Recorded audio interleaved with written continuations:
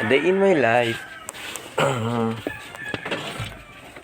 Maga nga ni pala akong nagising. Araw-araw yan. And siyempre, para magsaing ng may kainin. Ano pang nahintay? Simulan na natin. At siyempre, ang bida sa araw na to, gulay ng palaya. Pinabat ko na pala yan sa asin, magdamag. Para naman mawala ang pait na nararamdaman ito. At ayun, kinuha ko ng itlog. Siyempre, hindi mawala dyan ng binilad na pating. Na yan. Pwede na yan. Anong hilad na kaya naman sinimulan ko ng hiwain ang mga samya na aking gagamitin. Anong aking iyakan na naganap yan dahil nag-awayan nga ni pala kami ng sibuyas na yan. Anong husay mo? Sibuyas ikaw lamang ang nagpayak na sa akin. Simpleng samya lamang para sa akin ang palayang lulutuin. Kamatis pampakinis. Ha ha ha. Para sa hindi na mamiss kumain ng kamatis, malay mo ikaw na ay mamiss. Oh yeah. Next project, bugsa ng may wagang kalan silin ba? Relate ka ba sa aking ginagawa? Hindi no, rich kid ka kasi. Charot. Ha ha ha ha.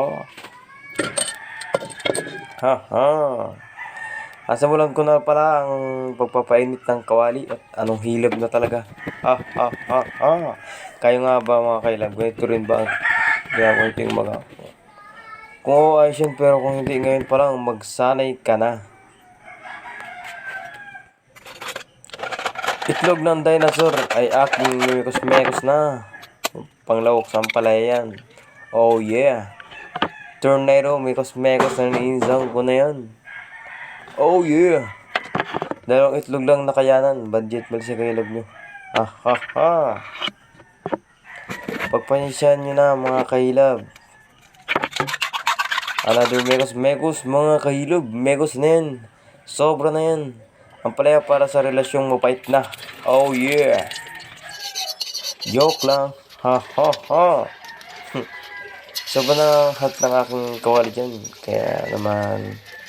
Nilagay ko na ang itlog ng dinosaur. Megos na naman. Si tito mo na yan.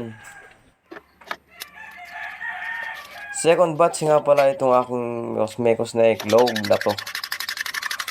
Then, ayun.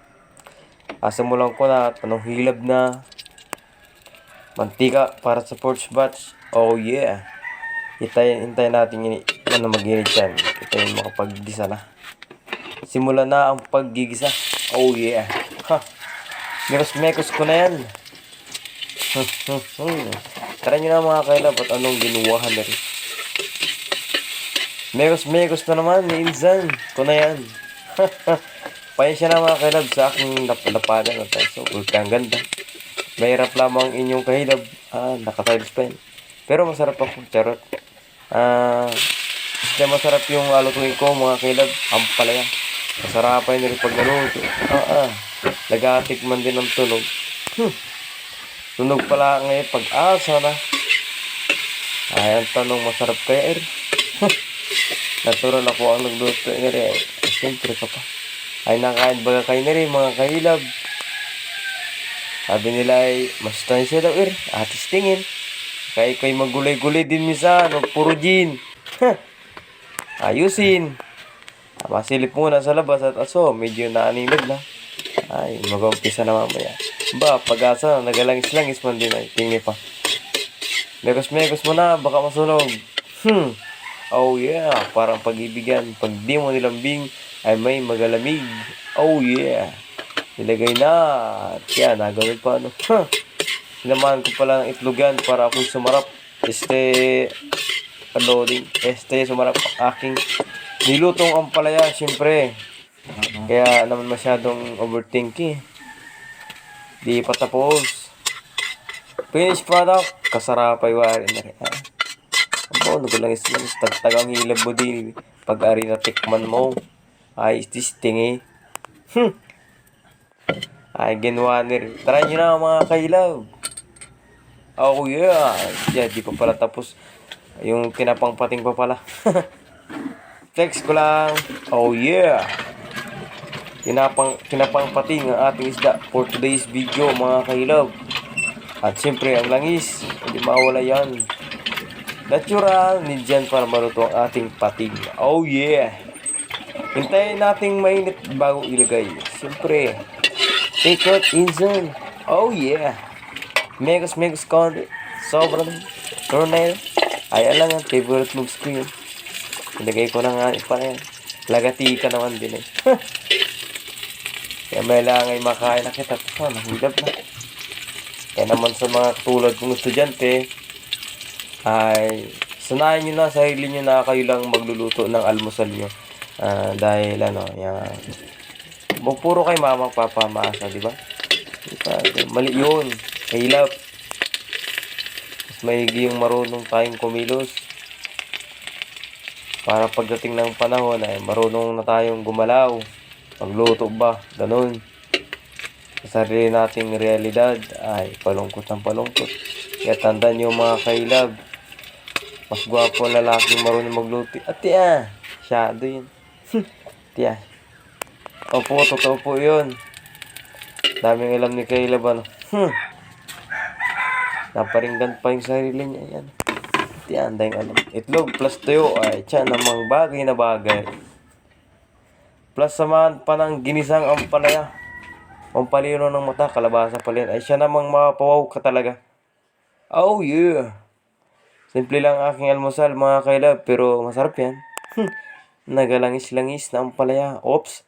Tama na ang maraming daldal at anong hirap na. Ha ha ha. Kaya ko na yung aking bawon at naninag na yung kapaligir. Baka maliit na naman, nagalakad pa. Ay sakto, nagailaban na rin pati ako. May lang ay umpisahan ko ng kumain. Na yung mga gayak lang ay anong laon pa. Bilisit, ay anong hilap. Natapos din. Hindi ko naman baka ako'y pumogi. Tumaba. Ang daming alam ni Kahilap. Oh yeah. Kita nyo naman mga sandok na. Sandok na ako dyan mga Kahilap. Yan. Kaunti lang at bakit gadahit kita. Kayo ano pang nakita nyo. Kaya na rin kayo mga Kahilap. Lagi ko nga nang inasabi sa inyo ay huwag alimutan kumain ng paghilaban. Oh shit. Stingi at hindi kain at pag hindi hilaban ka ba. Ay nako. Lalo nawari pag uli ang ulam mo, baka ko hindi na makasubo. Ay, ari lang ang aking ulam. Magay ang palaya, kay naman. Yung iba'y nakatugad na kakarani. Pero masarap naman rin. Kayan po mga kailab, ako inagaylaban na maigi. Ay, may lang ay mag-asikaso na rin ako at matangali na. At ako'y mapasok pa. Inalakad ko lang po pala ang school din sa amin, Lupak. Barangay Lupak, 2 minutes ay yanong pagod din ay mahigit 15 minutes ay. Lakad muna sa ngayon at nagatipid. Sayang rin yung pamasahe. Time lapse muna. Alright, exercise ko na rin pati. Sobra ng faster ng ng insang ko na yan.